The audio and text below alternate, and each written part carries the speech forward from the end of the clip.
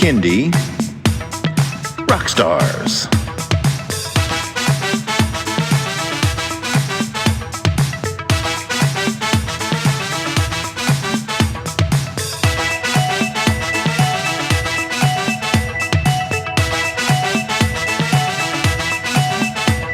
Prepare for a treat, let's meet and greet some bands and singers that are super sweet, making music that's fun for boys and girls.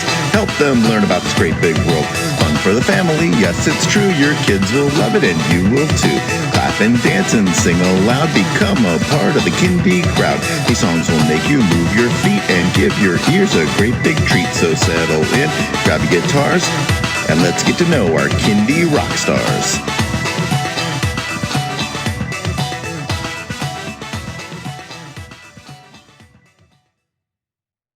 Hello everyone, and welcome to Kindy Rockstars.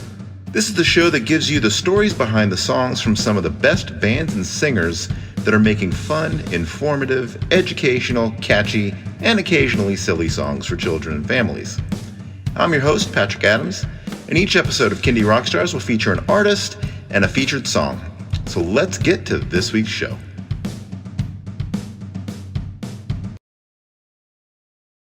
Here with me today from the beautiful country of New Zealand is Judi Cranston of kindyRock. Judi, welcome to the show.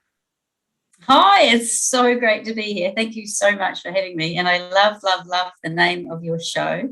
I think we have a little bit in common there. Absolutely. It's a great name you have. So tell me a little bit about yourself, how you got into Kindy music and some of your background. Sure.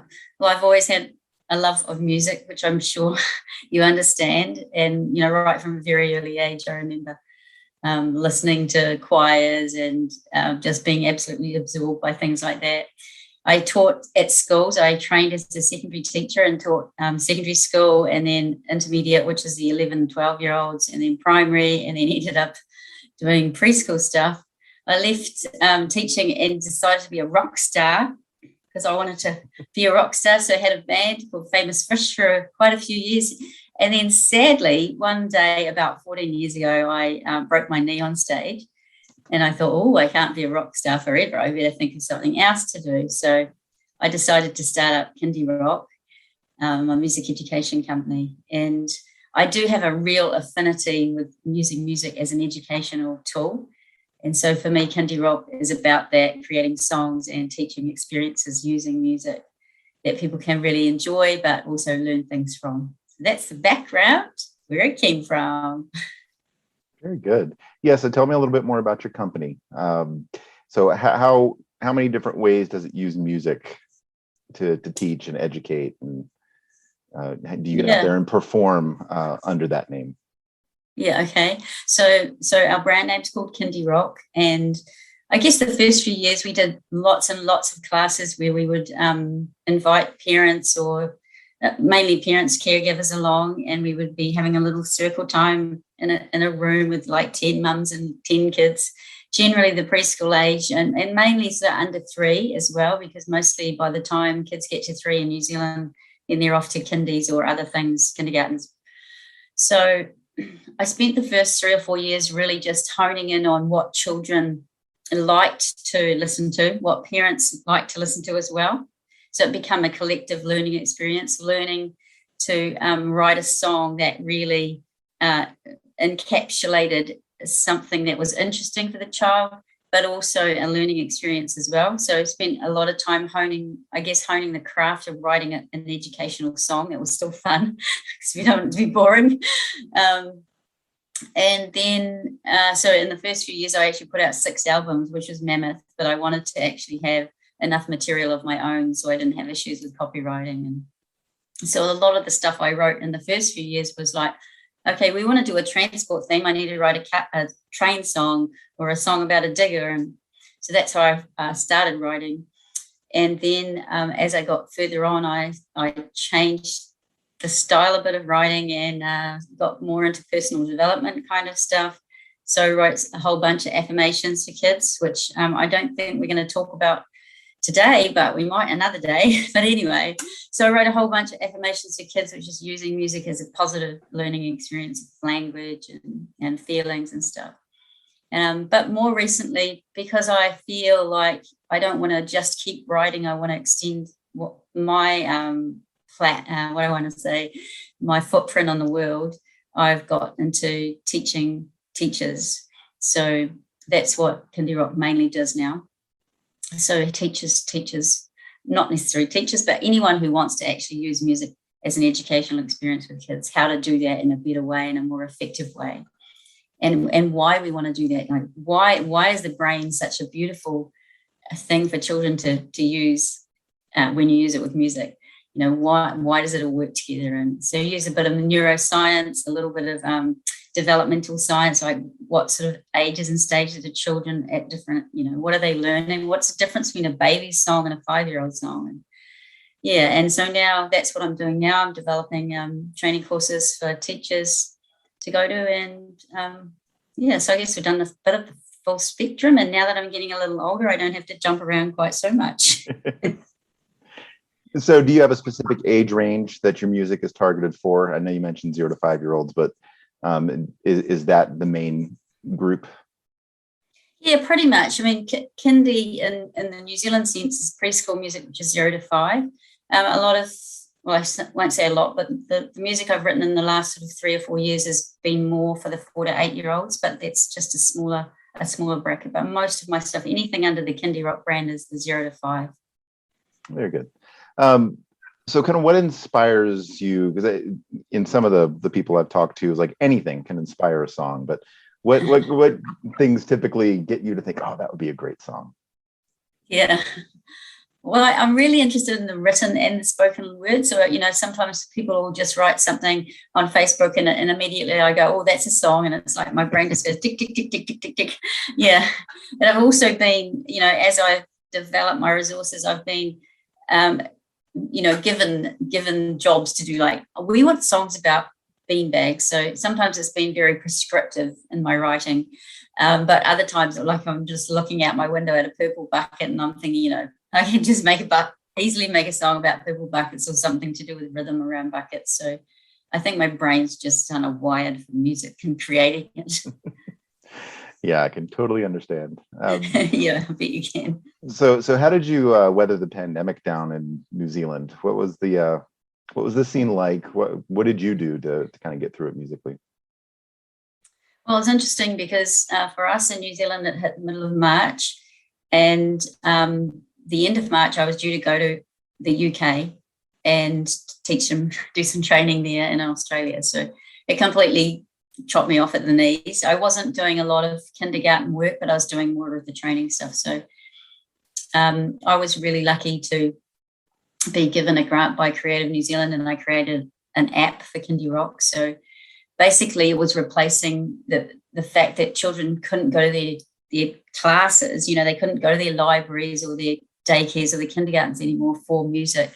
So I created a whole lot of little videos and I stitched together a whole lot of songs. So I made little music times. And because I'm so, I don't want to say the word paranoid, but I feel a little bit like that. I'm really adamant that we should be creating music that's related to where the child's at. So within the app, I have got 4 age groups. So each age group, which is the babies, the toddlers, the preschoolers, and the older children. So older children's like 5 to 6-year-olds. So each different age group has their own specific little lessons and things. So that's what I was busy doing all last year. And it was supposed to be released in December, but it came out in March this year amidst another pandemic that we got locked down in our city. So it's been, yeah, I mean, even now as we speak, we've gone back into another lockdown. So home again, loving my husband. Yeah, so pandemic certainly has made a change for me. And I guess it's opened my eyes up to realize that people really do want online stuff. And it's been something that I have been avoiding, I guess. And also, I mean, we all love being in person with music, don't we? Right. There's a certain vibe and seeing the faces of children but, you know, we've had to learn to use our music in different ways. And so I feel like the pandemic's been a blessing in a way. I've got people all around the world now who love my stuff. And, you know, that's really great. Comes back to one of my life goals, which I could tell you about it if you want, but I want to let you have a turn. No, please go ahead and tell me. It was in 2009, so I've been doing kindyRock for 1 year, and I made a goal that I wanted my music to be all around New Zealand, and it was like, okay, I worked pretty hard, and yeah, it was through New Zealand, through most of the daycares and kindergartens. And so the next year I thought, oh, I better make another goal. So I wrote down on a piece of paper, I want my music to be accessible to any child in the world. And this was back in 2009. And now I see that that's come true. Like I never had any idea how that was going to happen, but it's pretty exciting seeing our music being able to be reached by other people in other countries. And I think it's such a beautiful time for us to be creators, because everything is so accessible. We're really blessed. Yeah, I think the platforms that are available now has really opened up that horizon. That's been fantastic. All right, are you ready to get into a song? I am so ready. All right. The song today is called Slip, Slop, Slap and Rap. So Judy, tell me, what is the inspiration for this song?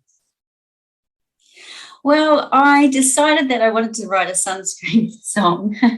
And so I actually got in touch with the New Zealand Cancer Society, and I found the most incredible lady to help me with getting the messaging right. I didn't realise how tricky it was to actually work with some people to get how they wanted the song to be.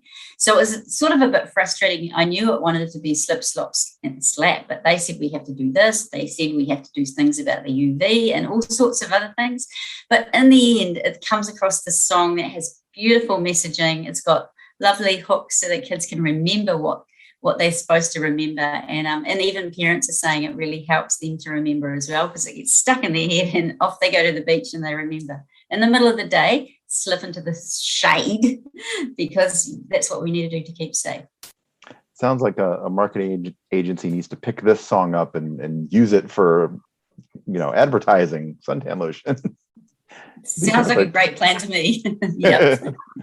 All right, well, let's play the song. Here is Slip, Slop, Slap and Rap, the best song about suntan lotion you're ever going to hear, by Judi Cranston of kindyRock.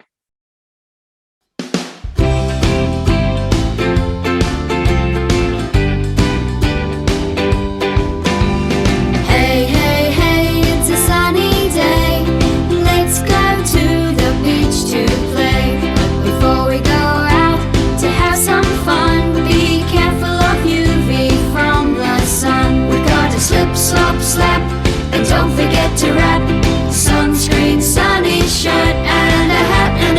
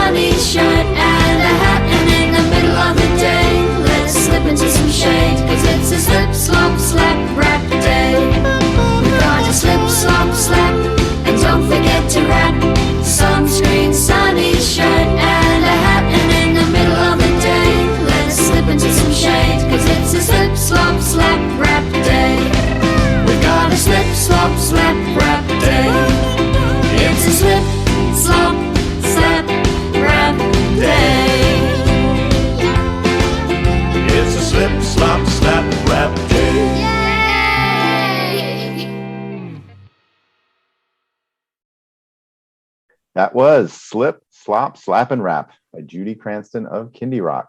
All right, Judi, tell everyone where they can stream and download that song and where they can find you on social media. Absolutely. Well, I hope you've got your listening ears on because it's a little tricky. My YouTube channel is kindyRock, and Kindy is not spelt like this podcast. It's spelled KINDYROCK. So kindyRock on YouTube, or if you want to find me on Spotify, you actually have to find my name, which is Judi Cranston, Judi Cranston. But actually, if you just Google the song of the name or in Spotify, you should be able to find it as well. And apart from that, you can look me up on my Facebook and also on my website, which is just kindyrock.com. Very good. Judi, thank you so much for being on the show. This has been an absolute pleasure. Thank you very much. It's been amazing. Take care.